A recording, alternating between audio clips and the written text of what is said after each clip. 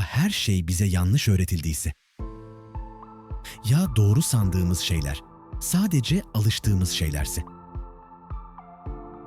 Şimdi kendine şunu sor. Bugün savunduğun fikirler gerçekten senin mi? Yoksa sadece sana ezberletilen bir senaryonun replikleri mi?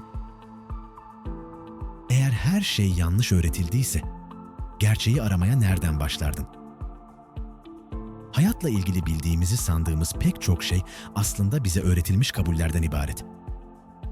Küçüklükten itibaren neyin doğru, neyin yanlış olduğu, nasıl yaşarsak iyi bir hayat süreceğimiz bize anlatıldı. Çoğu zaman bunları sorgulamadık çünkü herkes aynı şeyleri söylüyordu.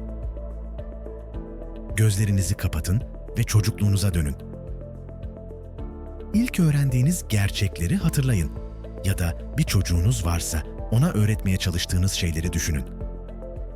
Dünyanın nasıl bir yer olduğu, nelerin doğru, nelerin yanlış olduğu, bize çok çalışmanın her zaman karşılığını vereceği öğretildi. Doğru olanın er ya da geç kazanacağı söylendi. Mutlu olmak için belli hedeflere ulaşmamız gerektiğine inandık. Okulu bitir, iyi bir iş bul, düzenli bir hayat kur. Bu sıralama o kadar normalleşti ki başka bir ihtimal düşünmek bile garip gelmeye başladı. Bize bir harita verdiler ve dediler ki, yol bu. Bu kurallara uyarsan mutlu olursun. Şunu yaparsan başarılı. Bunu seçersen iyi bir insan olursun. Peki ya o harita yanlışsa? Ya bize öğretilen her şey gerçeğin kendisi değil de sadece birilerinin bizim inanmamızı istediği bir kurguysa? Düşünsene, hayatın boyunca doğru diye sarıldığın kaç şey aslında sadece bir alışkanlık. Bize çalışmanın kutsal olduğu öğretildi ama belki de sadece sistemin bir parçası olmamız istendi.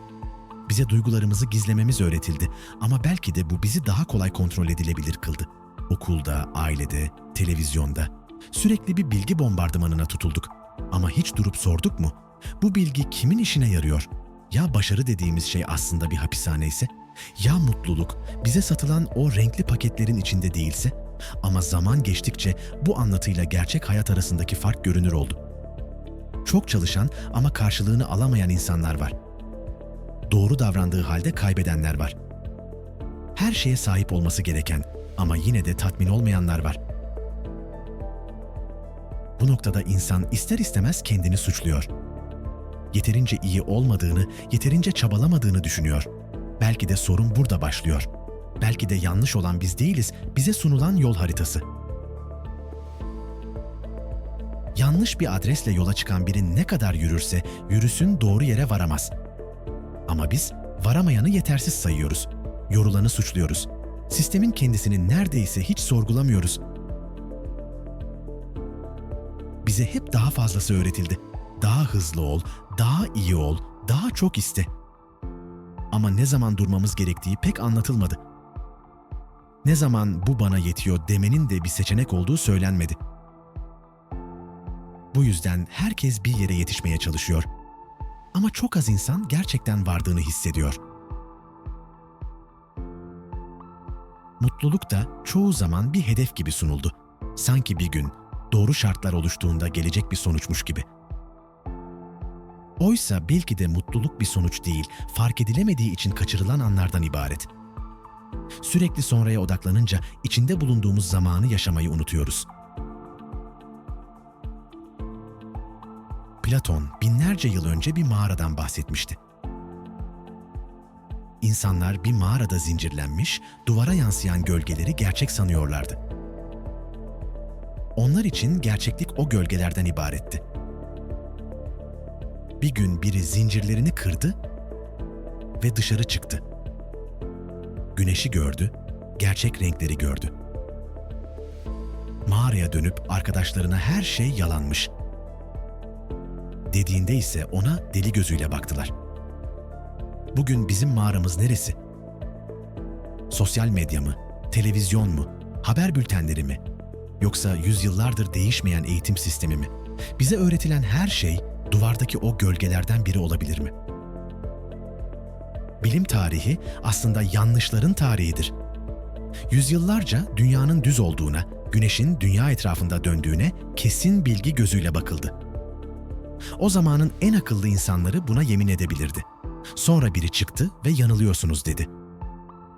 Bugün sahip olduğumuz bilimsel gerçeklerin bile 100 yıl sonra birer yanılgı olarak anılmayacağının garantisi var mı? Psikolojide buna bilişsel çerçeveleme deniyor. Beynimiz dünyayı olduğu gibi değil, bize öğretildiği şekilde algılar.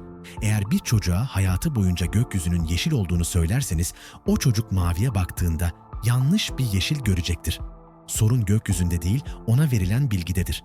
Ya biz de şu an yanlış bir yeşilin içinde yaşıyorsak? En zor olan şey yeni bir şey öğrenmek değildir. En zor olan yanlış öğrendiğin bir şeyi unutmaktır. Çünkü kimliğimizi o yanlışların üzerine kurduk. Ben başarılıyım çünkü çok param var. Ben iyiyim çünkü kurallara uyuyorum. Eğer bu tanımlar yanlışsa ben kimim? Bu boşluk hissi bizi korkutuyor. Bu yüzden yanlış olduğunu hissetsek bile o eski haritaya tutunmaya devam ediyoruz. Geçmişi yakıp atmaktan korkma. Çünkü bazen kaybolmak kendini bulmanın tek yoludur. Belki de yapılması gereken her şeyi yıkmak değil, sadece doğru sandığımız şeyleri bir kez daha düşünmek. Çünkü bazen hayatı zorlaştıran şey yanlış yaşamak değil, yanlış öğrendiklerimizi sorgulamamaktır.